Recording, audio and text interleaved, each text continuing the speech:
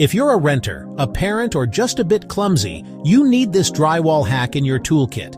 Hide that hole without calling in the pros. First things first, clean up the area around the hole. You want to get rid of any loose paint, dust, or crumbling drywall.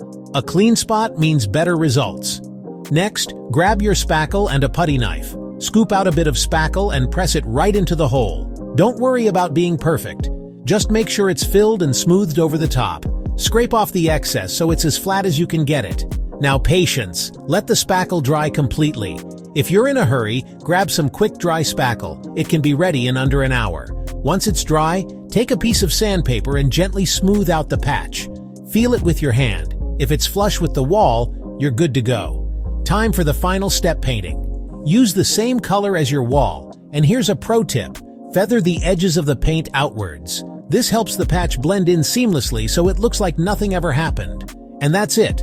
Your wall is as good as new. Know someone with a drywall disaster? Tag them below and share this quick fix. For more simple home hacks, hit that subscribe button. See you next time.